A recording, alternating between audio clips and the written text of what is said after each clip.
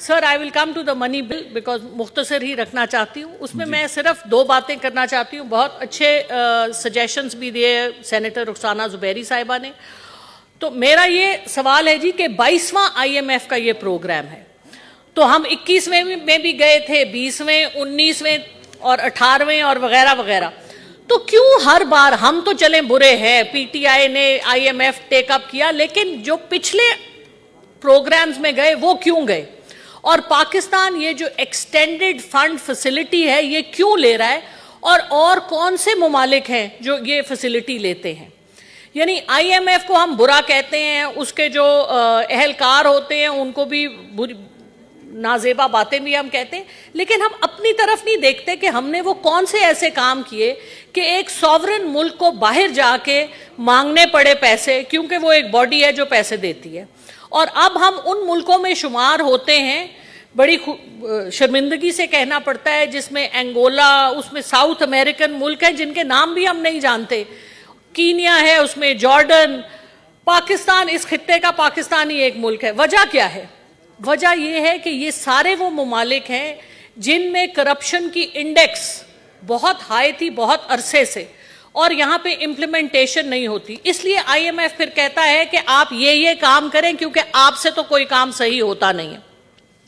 इस हवाले से जो स्टेट बैंक का लॉ है उसमें जो इतनी उसके बारे में नेगेटिव बातें हो रही हैं, स्टेट बैंक का लॉ सिर्फ ये अलाउ करता है कि हुकूमत जो बोरोइंग करती है, जब हुकूमत को पैसे कम पड़ते हैं तो वो बोरोइंग करती है, स्टेट बैंक से नोट छापती है, इसको लिमिट करने के लिए कि हुकूमत खुद इन्हिसारी की तरफ जाए. अब ये पहली हुकूमत है जो अपने आप को शीशे में देख के अपना मवाजना करके अपने ऊपर खुद कदगन लगा रही है, और हम जा रहे हैं एक लॉन्ग टर्म प्रोजेक्ट की तरफ जिसमें पाकिस्तान अपने पाँव पे खड़ा हो. और इसका प्रूफ ये भी है कि हमने हर साल जो यहाँ पर हमारी एवरेज कोई 2.5 बिलियन है पर ईयर जो हमने बोरोइंग की है एक्चुअल सूद के अलावा, जबकि नून लीग जो पिछली हुकूमत थी उनके 4.5 बिलियन पर ईयर बोरोइंग होती थी. तो हमारी जो एक्चुअल बोरोइंग है आधी है. सो ऑस्टेरिटी मेजर्स तो चल रहे हैं. आप पिछले सेनेट के सेशन में हमने सेनेटर मुश्ताक साहब ने सवाल किया था कि प्राइम मिनिस्टर साहब ने कितने दौरे किए और कितना खर्चा आया.